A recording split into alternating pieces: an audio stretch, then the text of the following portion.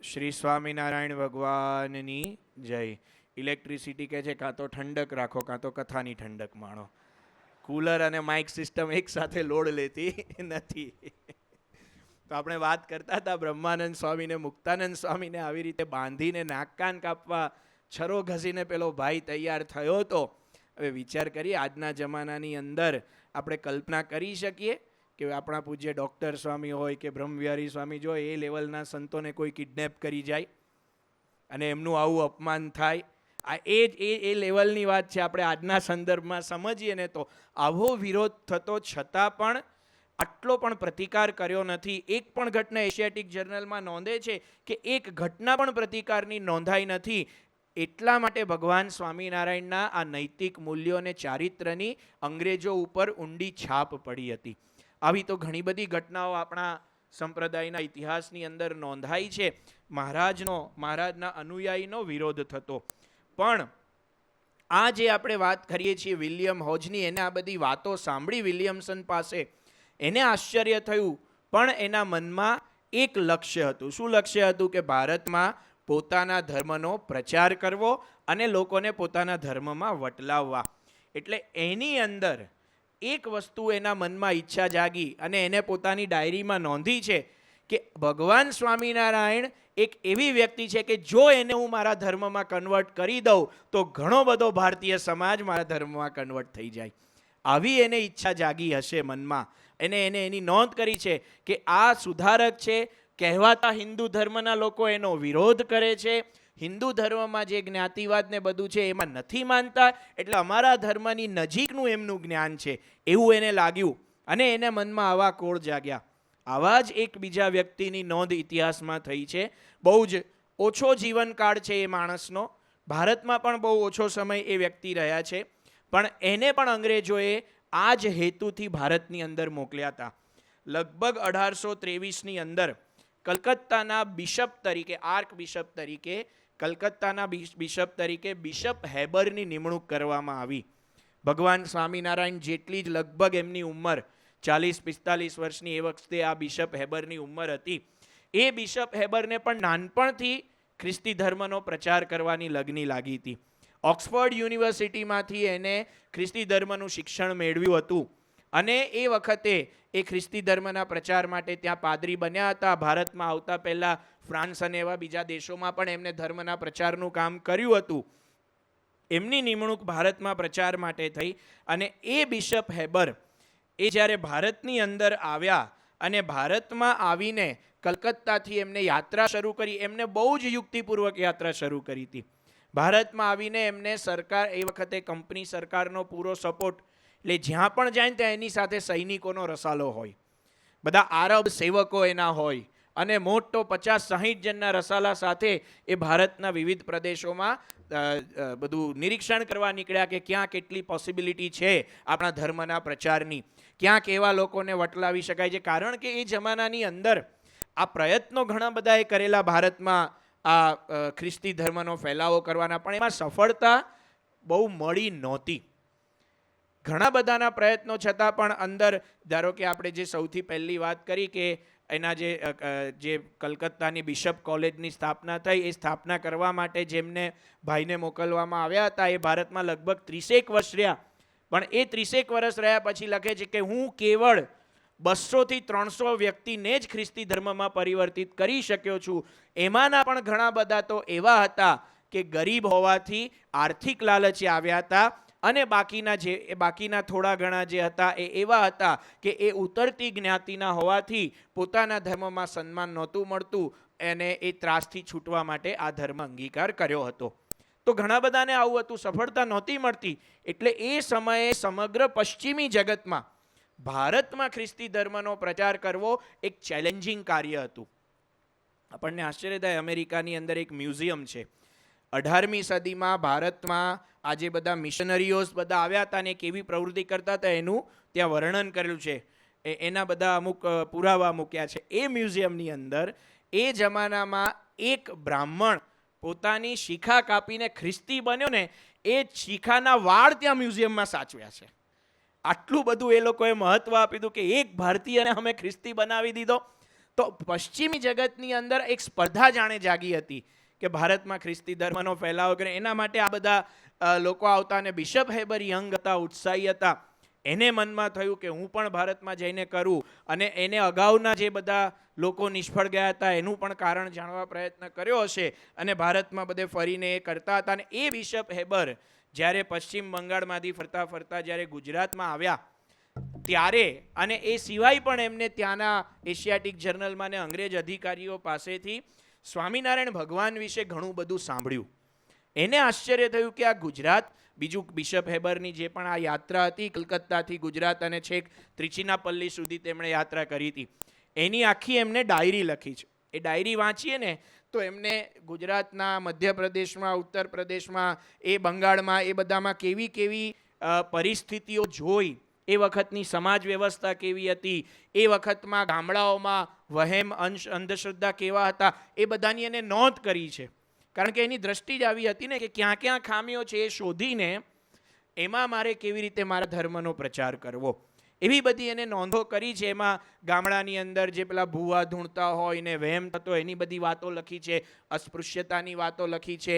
ગામડામાં એવી બધી પણ એને વાતો લખી છે કે બધા વૈરાગીઓ બધા આવતા, જે નિર્વસ્ત્ર રહેતા અને તાંત્રિક ને માંત્રિક એવી બધી વિધિઓ કરતા, એ લોકો ગામના લોકોને ડરાવતા અને કંઈક પ્રકોપ ન થાય એમની અંધશ્રદ્ધાનો લાભ ઉઠાવતા ને એમની પાસેથી ખંડણી વસૂલ કરતા, અથવા તો રક્ષણ પેટે ગામના લોકો પાસેથી સીધું સામગ્રી લેતા, અથવા તો પોતાના નિર્વાહ માટે પૈસા કરતા. પણ એને આ લોકો ખંડણી તરીકે વર્ણવે, કેમ કે એમને તો પોતાના ધર્મનું સારું દેખાડવું છે. એટલા એવા બધા વર્ણનો અંદર કહે છે. પણ જ્યારે ગુજરાતમાં આવ્યા ત્યારે ગુજરાતમાં એમને ચિત્ર કંઈક જુદું જોયું. આપણે જોઈએ છીએ કે ગુજરાતની અંદર લગભગ 1825-26ની આસપાસ એ 2 વર્ષોમાં બિશપ હેબર આવ્યા હતા. એ બિશપ હેબર ગુજરાતની અંદર આવ્યા, એને આખું ચિત્ર જુદું જોયું. કારણ કે ભગવાન સ્વામિનારાયણ છેલ્લા 25 વર્ષથી ગુજરાતમાં ફરતા હતા. 1801માં ગુજરાતમાં મહારાજ પધાર્યા અને ધર્મધુરા ધારણ કરી. આ 25 વર્ષમાં ભગવાન સ્વામિનારાયણે ગુજરાતનું જે ચિત્ર બદલ્યું હતું, એ ચિત્ર એને ભારતના બીજા પ્રાંતોની સરખામણીમાં જોવા મળ્યું. એ બિશપને બહુ જ આશ્ચર્ય થયું, અને એણે લખ્યું છે, બિશપ એની ડાયરીની અંદર લખે છે કે લગભગ આપણા ઇતિહાસમાં નોંધાયું છે, અને આ ડાયરીમાં પણ નોંધાયું છે. આપણે એનું વાંચન કરીએ. 26મી માર્ચ 1826ના રોજ આ બિશપ હેબર અને ભગવાન સ્વામિનારાયણની મુલાકાત થઈ હતી. એનું વર્ણન એમને પોતાની ડાયરીમાં કર્યું છે. પણ આ મુલાકાતના પહેલાના દિવસોની અંદર બિશપે સ્વામિનારાયણ ભગવાન વિશેનું જે વર્ણન કર્યું છે, એ વાત લખે છે કે થોમસ વિલિયમસન ખેડાના કલેક્ટર હતા. ભગવાન સ્વામિનારાયણ એ વખતે વડતાલ ને ખેડા બાજુ વિચરણ કરતા હતા. ખેડાના કલેક્ટર થોમસ વિલિયમસન હતા. એમને બિશપને પહેલી વાર સ્વામિનારાયણ ભગવાન વિશે વાત કરી હતી. શ્રી વિલિયમસને મને કહ્યું કે હિન્દુ સુધારક સ્વામિનારાયણના ઉપદેશ તથા આકર્ષક વ્યક્તિત્વથી આ જંગલી લોકોનો ઘણો ઉદ્ધાર થયો છે. વળી તેમના વિશે વડોદરામાં પણ મેં ઘણું સાંભળ્યું હતું. બિશપ લખે છે કે સ્વામિનારાયણ વિશે વડોદરામાં પણ મેં ઘણું સાંભળ્યું હતું. આપણને આશ્ચર્ય થાય, વડોદરામાં એને ક્યાં આ વાત સાંભળી હશે? જિજ્ઞાસા થાય, પણ એ જિજ્ઞાસા જેવું નથી. કારણ કે વડોદરાના રાજવી સયાજીરાવ બીજા, શ્રીજી મહારાજના સમયમાં જે હતા મહારાજા સયાજીરાવ બીજા, એ સયાજીરાવ બીજાને મહારાજ પ્રત્યે, ભગવાન સ્વામિનારાયણ પ્રત્યે અત્યંત સદભાવ હતો, અને એ ભગવાન સ્વામિનારાયણના અનુયાયી જેવા હતા.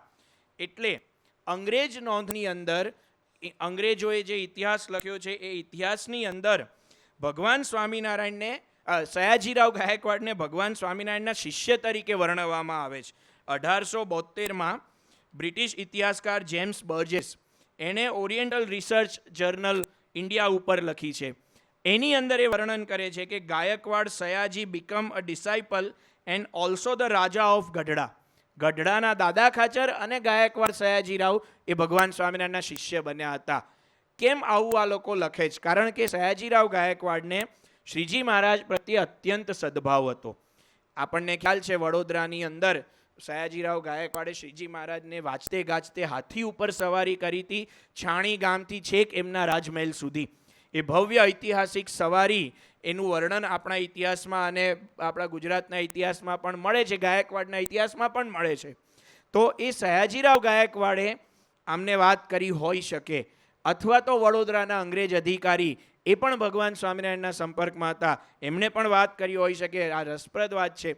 સયાજીરાવ ગાયકવાડનું શ્રીજી મહારાજ સાથેનું ઇન્ટરેક્શનના કેટલાક પત્રો આપણને મળે છે. ગાયકવાડના આર્કાઇવમાં મહારાજા સયાજીરાવ ગાયકવાડનો જે સેન્ટ્રલ રેકોર્ડ છે એ સેન્ટ્રલ રેકોર્ડ્સની અંદર કેટલાક પત્રો ઉપલબ્ધ છે જે સયાજીરાવ ગાયકવાડ બીજાએ ભગવાન સ્વામિનારાયણને લખ્યા હોય. આપણને આશ્ચર્ય થાય કે એમાં એ વખતના આ રાજા ભગવાન સ્વામિનારાયણ વિશે કેવો અભિપ્રાય ધરાવતા અને એમને ભગવાન સ્વામિનારાયણ વિશે કેવો ભાવ હતો. એ પત્ર વાંચીએ તો આપણે એ વખતની ભાષા છે, એ વખતનું ગુજરાતી છે, એ આપણે થોડું ઘણું સમજાશે, થોડું ઘણું નહીં સમજાય. એક પત્ર આપણે નમૂના રૂપે વાંચીએ. સ્વસ્તિ શ્રીમદ વડતાલ ગામ કૃત નિવાસ પૂજ્ય શ્રી લક્ષ્મીનારાયણ ચરણ સરોજ સેવાકૃત મહાઆદરેશુ જ્ઞાન વૈરાગ્યેદી સર્વલક્ષણ સંપન્નેશુ સ્વામીશુ સહજાનંદશ્રુ શ્રી વટપત્તના લેખ્યંત સિયાજીના નમો નારાયણ. સયાજીરાવ ગાયકવાડ એટલે સિયાજી અને સ્વામી સુ સહજાનંદ સુ એ વખતની આ ભાષા છે. પછી અંદર લખે છે કે લખવા કારણ એમ છે જે મહારાજ કૃપા કરીને એકવાર વડોદરે પધારો અને હમને પાવન કરો ને તમારી નજરમાં આવે તો એક દિવસ તથા 2 દિવસ તથા પહોર રહીને અમને દર્શન આપીને તમારી નજરમાં આવે તેમ કરજો. અને અમારે તો તમારા દર્શન માત્રની ઈચ્છા છે, બીજું કાંઈ ઈચ્છા નથી. અને બીજું, મેં વિનંતી કોઈને આવડી કરી નથી ને બહુ કરીને આપને વિનંતી કરું છું જે મહારાજ તમો અહીંયા જરૂર પધારજો. બીજું, તમારા પત્રમાં લખ્યું છે જે લક્ષ્મીનારાયણની સામગ્રીના દાણની માફીનું પત્ર મોકલજો એવું હતું, તેનો જવાબ પાછળથી લખી મોકલીશું. ને પ્રસ્તુત તમારા દરસની ઈચ્છા અમને ઘણી છે માટે આ પત્ર લખી આદર કરું છું. આ પત્ર ઘણી અગત્યનું જાણીને આપે વહેલા પધારજો ને આપ તમે કશી વાતનું અંદેશો મનમાં ન લાવતા ને વહેલા આવીને અમને દર્શન થાય તેમ કરજો ને અમારે પણ એ જ ઈચ્છા છે. એમ કરીને નીચે સહી કરી છે. તો સયાજીરાવ ગાયકવાડ જેવા મહારાજા આટલો બધો આદર શ્રીજી મહારાજ પ્રત્યે દર્શાવે, પણ શ્રીજી મહારાજની વિશેષતા શું હતી?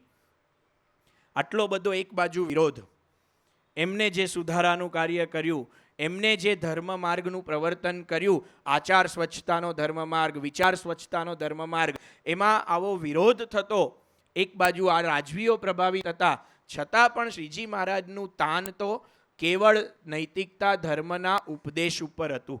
એમને ક્યારેય રાજ્યાશ્રયથી ધર્મ વધારવાનો પ્રયત્ન કર્યો નથી. વડતાલના 16મા વચનામૃતમાં વડોદરાના શાસ્ત્રીએ શ્રીજી મહારાજને પ્રશ્ન પૂછ્યો છે અને વાત કરી છે કે મહારાજ, તમે કોઈક મોટા રાજા મહારાજાને ચમત્કાર બતાવી દો તો એ તમારા આશ્રિત થઈ જાય અને આપણું પ્રચાર થાય ને એ રાજાના આમ રાજા ઉમંગમાં આવી જાય તો આપણને ઘણો લાભ થાય. એનો પૂર્વ ભૂમિકા એવી છે કે એ સમયની અંદર સયાજીરાવ ગાયકવાડ જે હતા મહારાજા, એમના કુટુંબમાં કોકનું નિધન થયું હતું અને એ નિધન થયું હતું ને એમને જરા તકલીફ હતી અને એમાં આને કહ્યું કે તમે કંઈક એમને ચમત્કાર બતાવી દો તો એ કંઈક આપણા આશ્રિત થાય અને આપણને મદદ કરે. ત્યારે શ્રીજી મહારાજે બહુ જ સરસ વાત કરી હતી કે એવી રીતે મોટા માણસ સાથે ચમત્કાર બતાવવો એ અમને ગમે નહીં અને મોટા માણસ સાથે અમને બને પણ નહીં, કારણ કે અમારે તો ત્યાગ વૈરાગ્યનો મદ છે. અને મોટા માણસ હોય જે પણ કોઈ આ લોકના કહેવાતા મોટા, એને ધન સંપત્તિ જોઈતી હોય, એ પોતાની લૌકિક મોટપે કરીને મોટપ માનતા હોય, એમ અમારે કોઈ મોટા માણસ સાથે બને નહીં. તો આ શ્રીજી મહારાજની રીત હતી. ક્યારેય એમને સત્તા અને અધિકારના જોરે કે આવી અધિકૃત વ્યક્તિઓ કે રાજ્યાશ્રયના જોરે પોતાનું કાર્ય કરવાનો પ્રયત્ન નથી કર્યો. ઇતિહાસની અંદર ઘણા બધા ધર્મોને રાજ્યાશ્રય મળવાથી એ ધર્મનો વિકાસ થયો હોય એવી ઘટનાઓ આપણે જાણીએ છીએ. એ રાજાઓ એવા હતા કે એમને સામેથી ધર્મને રાજ્યાશ્રય આપ્યો હતો, પણ એ ધર્મના સ્થાપકો હોય કે એ ધર્મના પ્રચારકો, એને ક્યારેય રાજ્યાશ્રયની પડી નથી હોતી. શ્રીજી મહારાજ એવા ધર્મ પ્રચારક હતા કે ક્યારેય એ આવા રાજ્યાશ્રયની કે એવી ઈચ્છા રાખી નથી એમને. તો આ સયાજીરાવ ગાયકવાડ પાસેથી કે એમના અધિકારીઓ પાસેથી આ બિશપ હેબરે મહારાજ વિશે સાંભળ્યું હતું ને કેવું સાંભળ્યું હતું? વળી તેમના વિશે વડોદરામાં પણ મેં ઘણું સાંભળ્યું હતું. તેમની નૈતિકતા શાસ્ત્રમાંથી કોઈ શીખી શકે તેના કરતાં પણ ઘણી જ ચડિયાતી છે. તેમણે પોતાના શિષ્યોને એટલી ઉચ્ચ કક્ષાના પવિત્ર આચાર વિચાર શીખવ્યા છે કે તેમના શિષ્યો રસ્તે જતી સ્ત્રીઓ તરફ નજર સુદ્ધા કરતા નથી. તેમને ચોરી અને લોહિયાળ હિંસાનો ખૂબ વિરોધ કર્યો છે. જે પ્રદેશ અને ગામડામાં લોકોએ તેમને સ્વીકાર્યા છે તે ગામડાઓ એક સમયે સાવ બદતર હતા, જે આજે કાયદો તથા વ્યવસ્થામાં એકદમ સુંદર અને અત્યંત નીતિમાન બન્યા છે. એટલું જ નહીં, તેમણે વર્ણાશ્રમની જડતાનો પણ ઉચ્છેદ કર્યો હતો. એકેશ્વરવાદનો તેઓ ઉપદેશ આપતા હતા. ટૂંકમાં સત્યને પામવામાં, એટલે કે એમના ધર્મ પ્રમાણે જે સત્ય છે, ખ્રિસ્તી ધર્મ પ્રમાણે, એને પામવામાં તેમનો નોંધપાત્ર પ્રયાસ જોતા મને આશા બંધાઈ હતી કે ખ્રિસ્તી ધર્મના પ્રચારનો માર્ગ મોકળો કરવા માટે તેમને નિમિત્ત બનાવી શકાશે. બિશપ હેબરે આજે બધી વાતો સાંભળી કે એમણે પોતાના શિષ્યોને એટલા ઉચ્ચ આચાર વિચાર શીખવાડ્યા. શ્રીજી મહારાજે વાત કરી છે કે મેરા જો અવતાર હુઆ હૈ वो जीवों के अनादि अज्ञान के नाश के वास्ते एकांतिक धर्म के स्थापन के वास्ते हुआ है. एकांतिक धर्मની વાતો શાસ્ત્રોમાં પડી હતી.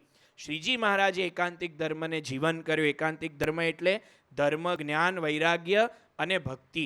એ 4 મૂલ્યો શ્રીજી મહારાજે પોતાના આશ્રિતોના જીવનમાં સિંચ્યા. ધર્મ એટલે કે જેમ અહીંયા કહ્યું છે પવિત્ર આચાર વિચાર.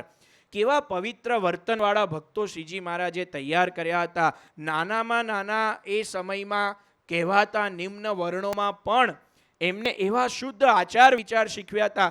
એની વાતો આપણે સાંભળીએ તો આપણને નવાઈ ના લાગે કે આ બિશપ હેબરજી આ લખે છે એ સાચું હશે કે પછી એને કોકે ખોટી વાત કરી હશે કે પછી એને અતિશયોક્તિ ભરી વાત કરી હશે. નવાઈ ના લાગે. પ્રસંગો ઇતિહાસમાં નોંધાયા છે. લીમલી ગામના ભક્ત સગ્રામ, એ જમાનામાં આજે જેને આપણે દેવી પૂજક જ્ઞાતિ કહીએ છીએ એ જમાનામાં એના માટે વાઘરી એવો શબ્દ પ્રયોજાતો. આ સગ્રામ ભક્ત સ્વામિનારાયણના આશ્રિત થયા, ભગવાન સ્વામિનારાયણના સત્સંગી થયા. ભગવાન સ્વામિનારાયણ સ્વયં એમના ઘરે જઈને જમ્યા હતા, એમનું પાણી પીધું હતું. એ જમાનાની અંદર આવી રીતે દલિતના ઘરે સવર્ણ જાય કે આવા ધર્મ સુધારક જાય, ધર્મવડા જાય અને એનું અન્ન ગ્રહણ કરે, એનું પાણી પીવે, એ ઘટના સમાજ માટે બહુ જ ક્રાંતિકારી ગણાતી. અને એની સમાજમાં ઘણા બધા મોટા કહેવાતા લોકો એ વખતે ટીકા પણ કરતા, પણ ભગવાન સ્વામિનારાયણ એની સામે જોયું નથી. ભક્ત સગ્રામ એના વ્યવહાર અને વર્તન કેવા ઉચ્ચ કક્ષાના હતા. આપણે દિલ્હી અક્ષરધામમાં પ્રસંગ જોઈએ છે, દુષ્કાળનો સમય હતો. સગ્રામ ભક્ત અને એમના પત્ની બંનેવ આ બાજુ સુરત બાજુ મુક્તાનંદ સ્વામીના કહેવાથી કામ ધંધા કે આજીવિકા માટે જતા હતા. અને રસ્તાની અંદર સગ્રામ ભક્ત આગળ ચાલતા હતા, એમના પત્ની પાછળ હતા. પેલો તોડો મળ્યો ચાંદીનો, જોયો એટલે સગ્રામ ભક્તે તરત એના ઉપર ધૂળ વાળી દીધી. અને એમના પત્નીએ પાછળ જોયું, પૂછ્યું તમે શું કર્યું? તો કે આ ચાંદીનો તોડો છે, મહારાજે આપણને શીખ્યું છે કે પડી વસ્તુ ધૂળ સમાન જાણવી, લેવાય નહીં. મેં તો સાંખ્ય કરી નાખ્યું, પણ કદાચ તને ઈચ્છા થઈ જાય એટલા માટે તને દેખાય ના ને એના માટે મેં ધૂળ વાળી. તો એમના પત્નીએ કહ્યું કે તમે ધૂળ ઉપર ધૂળ શું વાળી? તમને તો હજુ એમાં ચાંદીનો તોડો દેખાયો, હું તો પારકી વસ્તુને ધૂળ સમાન જાણું છું. આવા ઉચ્ચ નીતિમત્તાના શિક્ષણ શ્રીજી મહારાજે આવા એ જમાનામાં કહેવાતા લોકો જેને નીચા ગણતા એવી વ્યક્તિઓમાં સિંચ્યું હતું. ઘણા બધા પ્રસંગો છે. શિયાળીના શિવરામ ભટ્ટ અને આ ભક્ત સગ્રામ એ બંને એક વખત શ્રીજી મહારાજના દર્શને આવતા હતા. રસ્તામાં તરસ લાગી, ગરમી હતી, નદી કિનારો જોઈને શિવરામ ભટ્ટે તો પોતાની જોડીમાંથી લોટો કાઢ્યો અને નદી આગળ થોડો ખાડો ખોદ્યો ને વીરડો ગાળે ને એમાં જે પાણી નીકળે લઈને પાણી પી લીધું. અને સગ્રામ ભક્તે પોતાની જોડીમાંથી એક લોટો કાઢ્યો, બીજું પવાલું કાઢ્યું, એમને ત્યાં વીરડો ગાળ્યો. એ વીરડો ગાળીને લોટામાં પાણી લીધું. પોતાની પાસે એક વસ્ત્રનું ગળું રાખતા હતા, એ ગરણાથી પાણીને ગાળ્યું, પેલું પવાલું ઉટક્યું, એ ઉટકેલા પવાલામાં બીજું પાણી લીધું, પછી એ પાણીને ગાળ્યું, ભગવાનને ધરાવ્યું, આંખ મીચીને માનસી કરી અને પછી પાણી પીધું. પેલા શિવરામ ભટ્ટ બ્રાહ્મણ હતા, વિદ્વાન હતા, ભાગવતની કથા કરતા હતા. એમણે જોયું કે આ ભક્ત હું મારી જ્ઞાતિનું અભિમાન લઈને ફરું છું, પણ આ જેને અમે નીચી જ્ઞાતિ ગણીએ એના જીવનમાં આવી પવિત્રતા અને આવા સંસ્કાર, તો એ વખતે ભગવાન સ્વામિનારાયણના જીવનમાં આપણે છાણીના હરિજન ભક્તોની વાતો સાંભળીએ જ. તેજાભાઈ વણકર એ સ્વામિનારાયણના સત્સંગી થયા હતા અને એમના જીવનમાં નિયમ ધર્મ અને એની એટલી બધી દ્રઢતા હતી કે એકવાર ગામના ઉજળિયાતોએ ન્યાયાલયમાં, ગામના ન્યાયાલયના જે અમલદાર હતા એ બ્રાહ્મણ હતા, એમને ફરિયાદ કરી કે આ જે હરિજનો છે એ સ્વચ્છતાનું કામ જે રોજ સવારે એમને કરવાનું હોય એ કરતા નથી. તો પેલા અમલદારે આ તેજાભાઈ અને એમના બીજા બધા હરિજન ભક્ત સાથીઓને બોલાવ્યા અને કચેરીમાં ઉપસ્થિત થવા થયું. કચેરીમાં બધા ભક્તો ગયા. પેલા અમલદારે, બ્રાહ્મણ અમલદારે એમને પૂછ્યું કે કેમ તમે આ કામ કરતા નથી? એટલે તેજાભાઈએ હાથ જોડીને કહ્યું કે સાહેબ, વાત એમાં એમ છે કે અમે સ્વામિનારાયણના સત્સંગી છીએ. અમારા ઈષ્ટદેવે અમને આજ્ઞા આપી છે કે બ્રાહ્મ મુહૂર્તે ઉઠવું, ઉઠીને નાહી ધોઈને પવિત્ર થવું, ભગવાનની પૂજા કરવી, કપાળમાં તિલક ચાંદલો કરવો. એટલે અમે બધા બ્રાહ્મ મુહૂર્તે ઉઠીએ છીએ, નાહીએ ધોઈએ છીએ, ભગવાનની પૂજા અર્ચના કરીને પછી અમે વસ્ત્ર બદલીને આ બધું સફાઈનું કામકાજ કરી દઈએ છીએ અને પછી જ્યારે સૂર્યોદય થતાં પહેલાં અમે પાછા ઘરે આવી જઈએ છીએ. ફરીથી સ્નાન કરીને અમારા ભજન ભક્તિને મંદિરમાં આરતી કરવા માટે જઈએ છીએ.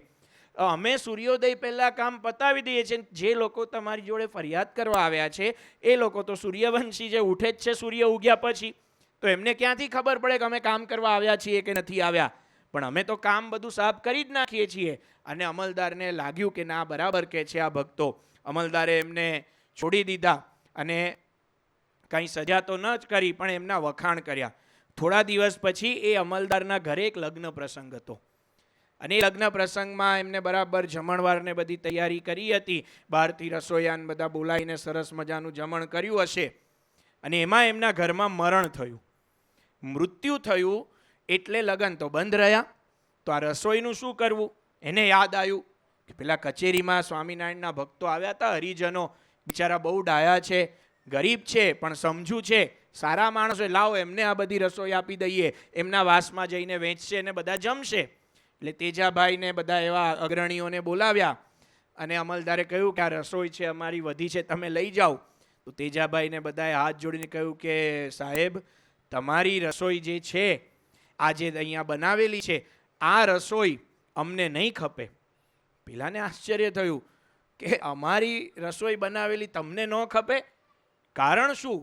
આશ્ચર્યથી એમને પૂછ્યું તો એમણે કહ્યું કે અમને અમારા ભગવાને નિયમ આપ્યા છે કે ગાળીને જળ પીવું, દૂધ હોય કે જળ હોય એ ગાળીને પીવું, અનાજ હોય એને ચાળીને વાપરવું, એમાં જીવાત ના હોય એ બધું ધ્યાન રાખવું, અને અમે ડુંગળી લસણ ખાતા નથી. આ રસોઈ બનાવનારા રસોઈયાઓ તમે જે બોલાવ્યા હોય, આટલી બધી રસોઈ બનાવી હોય, એમાં ગાળીને કે ચાળીને એનું ધ્યાન રખાયું ના રખાયું હોય એની અમને પણ ખાતરી નથી ને તમને પણ ખાતરી નથી. અને એમાંય વળી ડુંગળી લસણ ન હોય એની તો ખાતરી ક્યાંથી? એટલે માય બાપ, આ રસોઈ અમને નહીં પોસાય. અને પેલાને આશ્ચર્ય સાથે અહોભાવ થયો. સારો માણસ હતો, બાકી બીજા કોઈ હોય તો અપમાન લાગી જાય એને, પણ એને આશ્ચર્ય થયું અને એણે આ સ્વામિનારાયણના ભક્તોનું સન્માન કર્યું. તો આવા ભક્તો શ્રીજી મહારાજે એ સમયની અંદર ધર્મ નિયમયુક્ત સદાચારી વર્તનવાળા તૈયાર કર્યા હતા. સુરા ખાચરની વાત આપણે સાંભળીએ છીએ. ત્યાં પરગામ ગયેલા અને ત્યાંના ગામધણીએ સુરા ખાચરની પરીક્ષા કરવા માટે રાત્રે સુરા ખાચર જે ઓરડામાં સૂતા હતા એ ઓરડામાં એક કુલટા બાઈને મોકલી અને કહ્યું કે તું જા સુરા ખાચરને આકર્ષિત કર અને એમનું ચારિત્ર ભંગ કર. એ બાઈ ત્યાં રાત્રે દરવાજો ખખડાવી ને સુરા ખાચરને જગાડ્યા. સુરા ખાચરે પૂછ્યું કે ભાઈ શું કામ છે? એણે કહ્યું કે ભાઈ મારી દવા અહીંયા રહી ગઈ છે ને કંઈક એવું મારે કામ છે, ઔષધ લેવાનું, દરવાજો ખોલો. પહેલાં તો સુરા ખાચરે ના પાડી, પણ પેલીએ દયામણી વાતો કરી, દયા આવી, દરવાજો ખોલ્યો. અંદર આવીને પેલા બાઈ તો ચેન ચાળા કરવા લાગી. સુરા ખાચરને સમજાઈ ગયું, સીધી જ તલવાર કાઢીને ડારો મૂકીને એને તો બહાર મોકલી. પણ સુરા ખાચરને લાગ્યું કે આ જગ્યાએ હવે વધુ રહેવાય એવું નથી. જ્યાં વિષયનો યોગ થાય એવા સંજોગો ઊભા થાય એ સંજોગોથી દૂર રહેવું. પ્રથમના 70મા વચનામૃતમાં મહારાજે વાત કરી છે ને, અંતરનો કુસંગ અને બહારનો કુસંગ. બહારના કુસંગથી દૂર રહીએ તો અંતરનો કુસંગ હેરાન ન કરી શકે. સુરા ખાચર રાત્રે જ મારતે ઘોડે ત્યાંથી નીકળી ગયા અને ગઢડા મહારાજ પાસે આવ્યા. મહારાજે કહ્યું કે આ અમારા યતિ આવ્યા. આવા ચારિત્રશીલ ભક્તો શ્રીજી મહારાજે એ સમયની અંદર તૈયાર કર્યા હતા, કેવળ એમના દિવ્ય આકર્ષણ ઉપદેશથી. મહારાજે વચનામૃતની અંદર જે ભગવાનપણાના લક્ષણ જણાવ્યા છે એમાં આ એક લક્ષણ આ છે કે અનેક લોકોને વશમાં વર્તાવે, કહેતા કે એમના જીવનમાં સદાચાર પ્રેરી શકે. તો આવા બધા પ્રસંગો આપણે સાંભળીએ છીએ. એ જમાનામાં સમાજમાં બધે પ્રચલિત હશે આ પ્રસંગો. ધર્મ, શ્રીજી મહારાજે ધર્મનું સ્થાપન કર્યું. શ્રીજી મહારાજે જ્ઞાન ભક્તોમાં કેવું સિંચ્યું હતું. આ સગ્રામ ભક્તની આપણે વાત કરી. શિયાળીની અંદર જે શિવરામભાઈ ભટ્ટ હતા, પહેલી વાર એમનો ને સગ્રામનો મેળાપ કેવી રીતે થયો હતો. લીમલીના સગ્રામ ભટ્ટ એની આજુબાજુના ગામની અંદર, લગભગ સાયલા ગામ કે એની આજુબાજુના ગામની અંદર આ શિવરામ ભટ્ટ ભાગવતની કથા કરતા હતા. એ જમાનાની અંદર બધી ભાગવતની કથા હતા. એ ગામ લોકો બધા સાંભળવા માટે આવે. બધા ગામ લોકો સાંભળવા માટે આવતા હતા અને 2-3 દિવસ થયા કથાના. એમાં સગ્રામ ભક્ત પણ કથામાં આવીને બેસતા અને સાંભળતા. એમાં કોકે વળી આ ભટ્ટજી પુરાણીને કહ્યું કે પુરાણી સાહેબ, આ જે સગ્રામ છે ને, હા ઓળખું છું ને, તો ફલાણી જ્ઞાતિનો ને આવા બધા કામ કરે એ જ્ઞાતિના લોકો, એમનો પૂર્વગ્રહ બહાર આવ્યો પુરાણીનો. એટલે પછી લોકોએ કહ્યું કે ના ના, એમ નહીં, આ સગ્રામ ભક્ત તો કથામાં બહુ સમજે છે અને તમારી કથા ધ્યાનથી સાંભળે છે અને એની વાતો પછી ઘેરે જઈને એની ઘરવાળીને કરે છે. તો પેલાને આશ્ચર્ય થયું કે આ હવે શું સમજતો હશે કે ના ના, આ તો તમે બોલો. પણ બીજી ત્રીજી વાર બધાએ વખાણ કર્યા એટલે એને થયું કે લાવો હવે આની કસોટી કરીએ. એને લાગ્યું કે હારું, હું આવો વિદ્વાન અને આ એક ભક્તના, એક આમ ગરીબના મારી આગળ વખાણ થાય અભણના. એટલે એને ઊભો થઈને પૂછ્યું કે ભાઈ સગ્રામ, આ લોકો કહે છે એમ તું કથામાં સમજતો હોય તો મને એક પ્રશ્ન પૂછ, એ પ્રશ્નનો હું જવાબ આપું. તો સગ્રામ ભક્તે, પુરાણી સાહેબ તમને હું સવાલ પૂછું, તમે તો શાસ્ત્રના ભણેલા, મારે શું તમને પ્રશ્ન પૂછવાના, આવું કાંઈ કરવું નથી, તમે તમારી કથા કરો, અમને કથા સાંભળવામાં મજા આવે છે. પણ પેલાએ આગ્રહ રાખ્યો શિવરામ ભટ્ટે.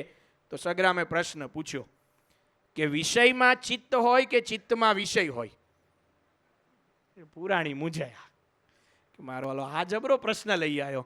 બ્રહ્મપ્રકાશ સ્વામીએ આ ઘટના ઉપર એક સંવાદ લખ્યો હતો, બાપા આગળ આ સંવાદ ભજવાયો હતો. એની અંદર પણ આ પ્રસંગ આવે છે.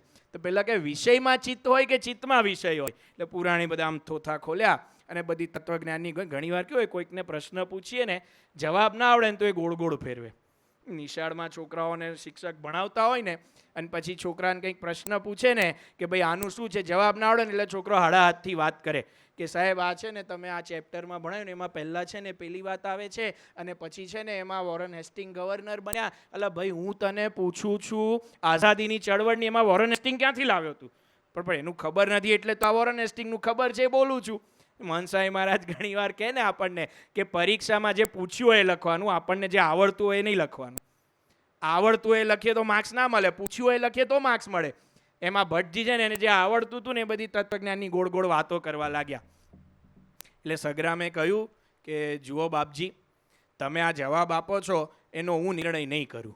આ બધા શ્રોતાજનો બેઠા છે, એ લોકોને સમજાશે અને એ લોકોને સંતોષ થશે તો તમારો જવાબ અમે બધા માન્ય રાખીશું. એટલે પેલા વધારે મૂંઝાયા.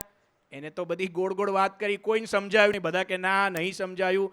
ફરીવાર સમજાવવા ટ્રાય કર્યો, ના નથી સમજાયું. એટલે ભટ્ટજી મૂંઝાણા અને એમને યુક્તિ કરી કે ભાઈ જો, મારું એક બહુ જ અગત્યનું પુસ્તક છે, એમાં આનો જવાબ છે, એ મારા ઘરે રહી ગયું છે. હું છે ને ઘરે જઈને પુસ્તક વાંચીને જવાબ શીખીને આવું ત્યાં સુધી આપણી કથા બંધ. જ્યાં સુધી હું જવાબ ના આવી ત્યાં સુધી કથા નહીં કરું. એમ કરીને પોતાના ઘરે ગયા અને બધું જવાબ શોધવા ટ્રાય કર્યો, ના મેર પડ્યો. કોકે કહ્યું કે આ સગ્રામ તો સ્વામિનારાયણનો ભગત છે, તમે ગઢડે સ્વામિનારાયણ પાસે જાઓ, સ્વામિનારાયણને આ પ્રશ્ન પૂછો, એ જે જવાબ આપશે ને એનાથી બધાને સંતોષ થશે. એટલે પછી પેલા શિયાળીના શિવરામ ભટ્ટ તો ત્યાં પહોંચ્યા સ્વામિનારાયણ ભગવાન પાસે. મહારાજને આ પ્રશ્ન પૂછ્યો, મહારાજે જવાબ આપ્યો. પછી એમણે અહીંયા આવીને આમ કેફથી પાછા પેલા ગામમાં ગયા, લીમલીમાન કથા ચાલુ કરી. સગ્રામને બોલાયો અને કહ્યું કે જો હું તારો જવાબ આપું છું, મારા ગ્રંથમાંથી શીખી લાવ્યો છું, એમ કહીને એમને બધો જવાબ આપ્યો. સગ્રામે જવાબ સાંભળીને કહ્યું કે ભટ્ટજી, તમે બોલો કે ના બોલો, આ જવાબ તમે મારા સ્વામિનારાયણ ભગવાન પાસેથી શીખીને આવ્યા છો. આવું તો મારા ભગવાન કે. અને પેલા ભટ્ટજી ઝંખવાણા પડી ગયા. એમને સ્વીકાર્યું કે ના ભાઈ તારી વાત સાચી છે. પછી તો એ સ્વામિનારાયણ ભગવાનના દર્શન કર્યા, સ્વામિનારાયણના શિષ્ય બની ગયા હતા શ્રીજી મહારાજના, અને પછી એમને મહારાજ પાસે દીક્ષા લીધીને અખંડાનંદ મુનિ તરીકે બહુ સારા કવિ અને સંસ્કૃતના સાહિત્યની પણ એમને રચના કરી છે આ શિવરામ ભટ્ટે. તો આવા ભક્તો જ્ઞાની હતા.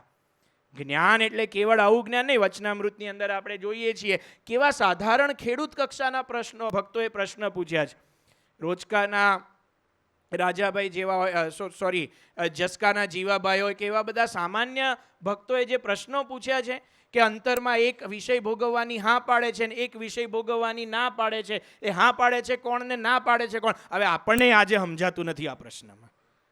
એનું નિરૂપણ કરવું પડે. પ્રથમનું 70મું વચનામૃત આપણે વાંચીએ ને ત્યારે કે આ અંતરમાં એક વિષય ભોગવવાની હા પાડે છે ને એક ના પાડે છે ને કોણ શું છે પણ આ બધું. એવા ગામડાના અભણ ભક્તોને આવું બધું જ્ઞાન, આવી મુમુક્ષુતા, એ શ્રીજી મહારાજનું કાર્ય હતું. જ્ઞાન એટલે કેવળ આવું શાસ્ત્રનું જ્ઞાન નહીં, આચરણમાં આવે એવું જ્ઞાન. એવું કહેવાય છે કે જ્ઞાનની કસોટી ટાણે થાય. એકવાર રમૂજની અંદર સંતો વાત કરે છે કે એક ભાઈ 4 રસ્તા પરથી પસાર થયો અને 4 રસ્તા પરથી પસાર થયો અને લાલ સિગ્નલ હતું. તો લાલ સિગ્નલ હતું તોય એને છે ને ગાડી હંકારી મૂકી. ગાડી હંકારી મૂકી એટલે સામે છે ને પેલા ટ્રાફિક હવાલદાર ઊભા હતા, પોલીસ. એટલે એને ગાડી ઊભી રાખી. પેલો કે મર્યા, આ ક્યાંથી ટપક્યો? પેલા હવાલદારે પૂછ્યું કે ભાઈ ત્યાં લાલ સિગ્નલ જોયું નહોતું, શું કામ ગાડી ચલાવી, હવે દંડ ભર. પેલો કે ભાઈ સાહેબ મેં લાલ સિગ્નલ તો જોયું તું, તમને નહોતા જોયા, નહીં તો ઊભો રહેત. એને જ્ઞાન તો હતું કે લાલ સિગ્નલ જોવાથી ઊભા રહેવાય, પણ એના આચરણમાં નહોતું આવ્યું. કોક દંડો લઈને પડાવનારા હોય ને તો જ્ઞાન આચરણમાં આવે.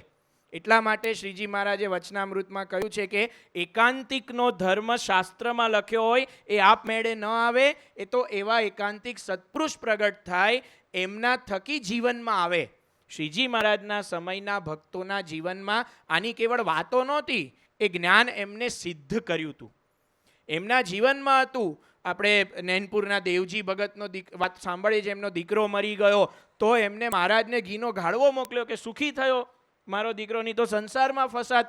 ગોવર્ધનભાઈની જ્ઞાનની સ્થિતિની વાત સાંભળીએ છીએ. 18 મોટા ગામધણીઓ ને ગરાસદારો ને બિઝનેસમેન જે જમાનાના ઘણા એવા લોકો શ્રીજી મહારાજના એક પત્રથી સંસાર છોડીને સાધુ થવા નીકળી ગયા. આવા જ્ઞાની ભક્તો જેને સંસાર તૃણવત લાગે. જ્ઞાન જીવનમાં દ્રઢ હતું. વૈરાગ્ય, આ જ્ઞાનને આધારે વૈરાગ્ય આ બધા ભક્તોની અંદર ઉદ્ભવેલો. વૈરાગ્યની અંદર પર્વતભાઈની વાત આપણે સાંભળીએ છીએ. ગઢડામાં 16 દિવસ રહ્યા, કોઈ એમને ખાવાનું પૂછ્યું નહીં, સરભરા કરી નહીં, પણ એમને એવી સ્થિતિ, કોઈ સગવડની અપેક્ષા નહીં. આ વૈરાગ્યવાન જીવન કહેવાય એમનું. પરમહંસો જે બધા મહારાજે બનાવ્યા હતા એમનો વૈરાગ્ય તો ધર્મ, જ્ઞાન, વૈરાગ્ય અને ભક્તિ. ભક્તોના જીવનમાં મહારાજે ઉત્સવો, ભગવાનની ભક્તિ, અને એ પણ કેવી ભક્તિ? તપ પ્રધાન ભક્તિ. આજે પણ આપણે સત્સંગમાં જોઈએ છીએ કે આપણે ત્યાં ભક્તિમાં કેવળ વેવલા વેળા કે કેવળ મોજ મજા નથી. નિયમ ધર્મયુક્ત ભક્તિ. શિક્ષાપત્રીમાં મહારાજે વાત કર્યું, ધર્મેણ રહિતા ભક્તિ ન કરવી. ધર્મ રહિતની ભક્તિ ન કરવી, પણ ધર્મેણ સહિતા ભક્તિ કરવી, ધર્મ સહિત ભક્તિ કરવી. તો એ બધી શ્રીજી મહારાજે આ એકાંતિક ધર્મનું પ્રવર્તન કર્યું અને એવા બધા ભક્તો એ સમાજની અંદર હતા. અને આ બિશપ હેબરને આ બધી વાતો સાંભળીને થયું કે આમને હું ખ્રિસ્તી બનાવી દઉં અથવા તો મારે ત્યાં ભેળવી દઉં તો ઘણું કામ થાય. એમ કરીને એને મળવાની ઈચ્છા હતી સ્વામિનારાયણ ભગવાનને. એને કેણ મોકલાવ્યું શ્રીજી મહારાજ પાસે કે અમારે મળવું છે તમને. શ્રીજી મહારાજ એ વખતે વડતાલમાં બિરાજમાન હતા. ત્યારે બિશપ હેબરને આમંત્રણ સ્વીકારીને મહારાજે પોતાના કેટલાક ભક્તોને એની પાસે મોકલ્યા. એનું પણ વર્ણન બિશપ હેબર કરે છે. શું લખે છે?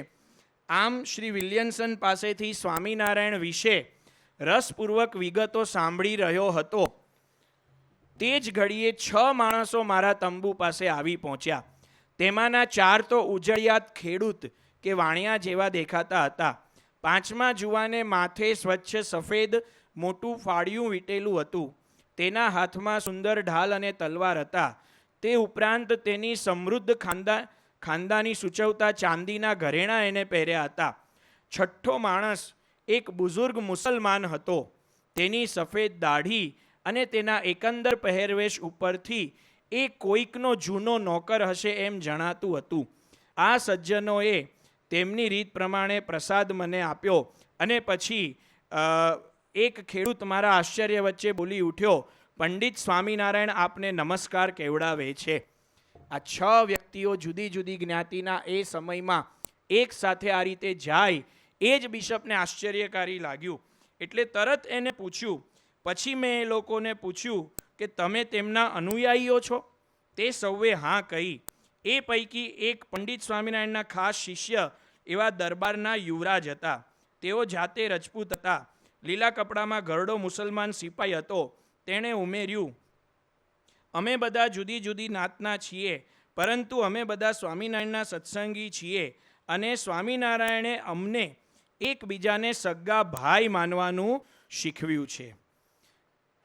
બિશપ હેબરને આ વાત સાંભળીને આશ્ચર્ય થયું અને એ લોકોએ કહ્યું કે આવતીકાલે તમે નડિયાદ છો ત્યાં સ્વામિનારાયણ ભગવાન તમને મળવા આવશે.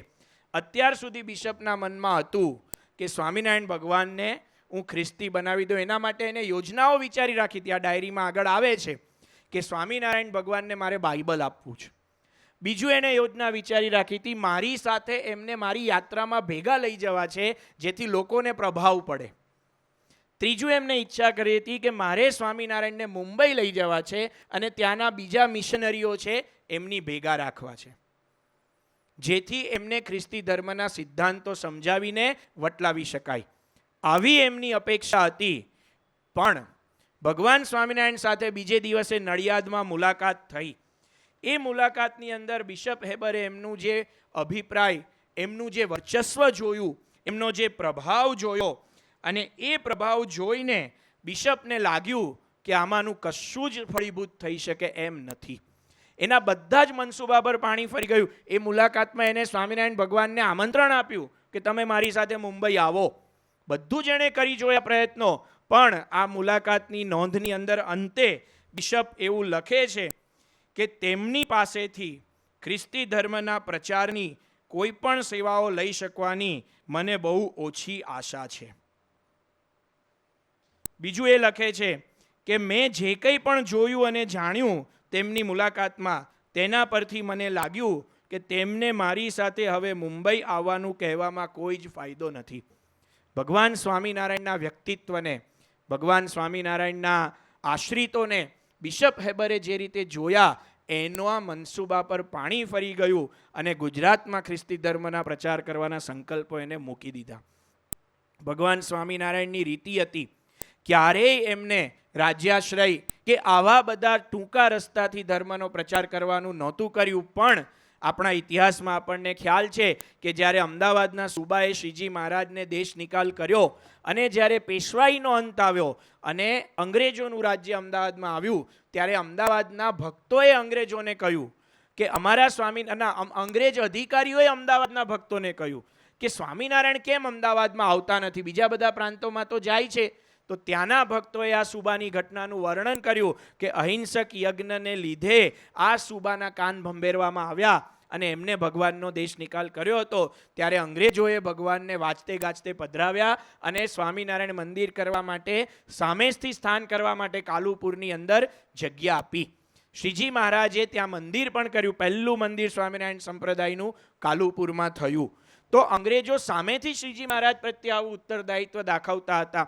બિશપ હેબર એની જર્નીની અંદર મહારાજ સાથેની મુલાકાત પછીના થોડા ઘણા દિવસો બાદ લખે છે કે સ્વામિનારાયણ ભગવાનનો પત્ર લઈને કેટલાક ભક્તો મારી પાસે આવ્યા. એમાં અંગ્રેજીમાં એવું લખાણ કરવામાં આવ્યું હતું કે તેની અંદર બિશપ હેબર એવું લખે છે કે આ પત્રનો હેતુ એટલો જ હતો કે ગવર્મેન્ટ ઉપર તેમને મારી ઓળખાણનો ઉપયોગ કરીને લક્ષ્મીનારાયણનું એક મંદિર, ગરીબો અને પછાતો માટે હોસ્પિટલ તથા ધર્મશાળા બાંધવા માટેની સહાય જોઈતી હતી. આપણને ખ્યાલ છે વડતાલની અંદર મંદિર બાંધવા માટે ભક્તરાજ જોબન પગી અને વડતાલના ભક્તોએ મહારાજને વિનંતી કરી હતી. એ વખતે ખેડામાં કંપની સરકારનું રાજ હતું. મંદિર બાંધવું હોય તો કંપની સરકાર પાસેથી પરવાનગીઓ લેવી પડે.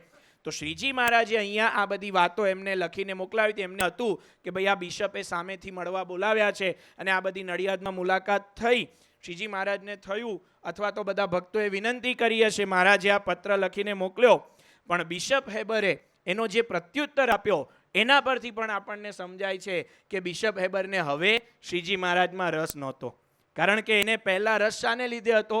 એને શક્યતા દેખાઈ હતી કે જો હું આમને ખ્રિસ્તી બનાવી દઉં તો વટાળ પ્રવૃત્તિ સારી રીતે થઈ શકે અને હું મારા ધર્મનો પ્રચાર કરી શકું. પણ પ્રત્યક્ષ મુલાકાતની અંદર એમનો જે પ્રભાવ અને એમની દિવ્યતા જોઈ એના મનસુબા પર પાણી ફરી ગયું. એટલે બિશપે એમને કહ્યું, હું તો માત્ર પ્રવાસી છું, ગવર્મેન્ટમાં મારો કોઈ અધિકાર નથી, છતાં પણ ગવર્નર એલ્ફિસ્ટનને હું તમારી અરજી આપીને કહીશ કે ગરીબ યાત્રીઓ અને સદાવ્રત માટે ધર્મશાળા તમે કરશો, એમાં તમારી મદદ કરવા માટે હું એમને ભલામણ કરીશ. કારણ કે તમારી પ્રશંસા અને તમારી નીતિમત્તા એની પ્રસિદ્ધિ મેં ચારેય તરફ સાંભળી છે. અને પછી છેલ્લે લખે છે કે એક ખ્રિસ્તી તરીકે હું એવા કોઈ જ પ્રયાસ ન કરું કે જેનાથી મૂર્તિ પૂજાને પ્રોત્સાહન મળે. એમના ધર્મની અંદર મૂર્તિ પૂજા વર્જ્ય છે. ભગવાન સ્વામિનારાયણ સાથેની જ્યારે મુલાકાત થઈ ત્યારે એમણે મૂર્તિ પૂજા અંગેના પણ કેટલાક પ્રશ્નો મહારાજને પૂછ્યા હતા. અને એ વખતે મહારાજે તેમને ચિત્રામણની મૂર્તિ પણ ભેટ આપી હતી. જે મૂર્તિની અંદર શ્રીજી મહારાજ નીલકંઠવર્ણી વેશે તપસ્યા કરે છે અને એમની બે બાજુ નરનારાયણ સ્તુતિ કરે છે અને એમાં નીચે પૂર્ણ પુરુષોત્તમ નારાયણ લખેલું છે. એ મૂર્તિ આધારાનંદ સ્વામીએ ચિત્રેલી આ બિશપ હેબરને મહારાજે ભેટ આપી હતી ને બતાવી હતી. એટલે એને લાગ્યું કે ભાઈ આ તો આપણા ધર્મથી થોડો જુદો સિદ્ધાંત છે. પણ શ્રીજી મહારાજે મંદિર બાંધવા મદદ કરી તો એને ના પાડી દીધી કે મૂર્તિ પૂજાને પુષ્ટિ મળે એવું કામ હું નહીં કરું, મંદિર બાંધવામાં ભલામણ નહીં કરું, પણ ગરીબોની ધર્મશાળા માટે કંઈક કરવું હોય તો હું એની ભલામણ કરીશ. તો આ ઇતિહાસ ભગવાન સ્વામિનારાયણના કાર્યને સમજવા માટે આ એક ઘટના પૂરતી છે એવું ઇતિહાસકારો નોંધે છે. ઘણા બધાએ બિશપ હેબરનું જીવન ચરિત્ર લખ્યું છે. ધ બિશપ સાહેબ અથવા ધ હેબર સાહેબ એ નામનું એક પુસ્તક લખાયું છે. એમાં લખે છે કે આ ઘટના પછી બિશપ હેબરની ભારતમાં ખ્રિસ્તી ધર્મનો પ્રચાર કરવાનો ઉત્સાહ અને ધગશ પાછા પડી ગયા હતા. અને દૈવ યોગે થયું પણ એવું કે આ ઘટનાના એક જ વર્ષ પછી ત્રિચિનાપલ્લીમાં સ્નાન કરતાં કરતાં બાથટબમાં પડી જવાથી એમનું કંઈક મૃત્યુ થયું. પણ આપણે વિચાર કરીએ, જો ભગવાન સ્વામિનારાયણ ગુજરાતમાં ન આવ્યા હોત, એક સાહિત્યકારે કહ્યું છે, તો આજે આપણે ગુજરાતને ગરવી કહીએ છીએ એવું કશું જ એમાં ન હોત. એ વાત આ એક ઘટના પરથી આપણને સાચી લાગે છે. જો બિશપ હેબર ભગવાન સ્વામિનારાયણને ન મળ્યા હોત અથવા તો ભગવાન સ્વામિનારાયણે ગુજરાતમાં આ એકાંતિક ધર્મના પ્રચારનું કાર્ય ન કર્યું હોત, ધર્મ જ્ઞાન વૈરાગ્ય ભક્તિથી એ સમયના સમાજમાં હિન્દુ ધર્મની બદીઓ દૂર કરીને સમાજ ઉત્થાનનું કાર્ય ન કર્યું હોત, તો આજે શું દશા હોત એ આપણે કલ્પી શકતા નથી. તો આ ભગવાન સ્વામિનારાયણના કાર્યને ઇતિહાસકારોએ તો બહુ જ સારી રીતે નિરૂપ્યું છે અને અંજલિ આપી છે. કદાચ આજના વર્તમાન સમયમાં આ ઇતિહાસ શાળાઓમાં ભણાવવામાં નહીં આવતો હોય, કદાચ આજના વર્તમાન સમયમાં આ ઇતિહાસના પુસ્તકો વાંચનનો રસ લોકોને સોશિયલ મીડિયાને એમાં ઉઠી ગયો હોય, એને કારણે ઇતિહાસને જુદી રીતે વર્ણવાળા લોકોની વાતો આપણા કાને પડતી હોય, પણ એને કારણે કંઈ આ ઇતિહાસ ખોટો થઈ જતો નથી. ઇતિહાસ સમજાવે છે કે સ્વામિનારાયણ ભગવાન એ ગુજરાતમાં હિન્દુ ધર્મના જ્યોતિર્ધર બનીને આવ્યા. એટલા માટે છેલ્લે મહાત્મા ગાંધીજીનું એક વિધાન કહીને આપણે પૂરું કરીએ. મહાત્મા ગાંધીજીએ ભગવાન સ્વામિનારાયણના કાર્યને બિરદાવતા લખ્યું હતું કે સ્વામી સહજાનંદે ભગવાન સ્વામિનારાયણ એટલે કે સ્વામિનારાયણે ગુજરાતમાં જે કાર્ય કર્યું એ કાર્ય ન તો રાજદંડ કરી શક્યો છે કે કરી શકશે. આ મહાત્મા ગાંધીજીના શબ્દો છે કે રાજદંડથી પણ ન થાય એવું કાર્ય સ્વામિનારાયણ સંપ્રદાયે ગુજરાતમાં કર્યું છે. એવા કાર્યને આપણે અંજલિ આપીએ અને એ કાર્યની અસર, શ્રીજી મહારાજે જે કાર્ય કર્યું એની અસર, એમના ઉપદેશોની અસર એ સમયના સમાજની અંદર કેવી હતી અને એ સમયના સમાજથી લઈને આજ સુધી ભગવાન સ્વામિનારાયણના ઉપદેશોની અસર કેવી રહી છે અને એમના ઉપદેશોને કારણે કેવી પરિસ્થિતિ અથવા તો કેવો નવયુગ સર્જાયો છે એની વિશેષ વાતો આપણે આવતીકાલના પારાયણમાં કરશું. ત્યાં સુધી આ કથાને વિરામ આપીએ. શ્રી સ્વામિનારાયણ ભગવાનની જય.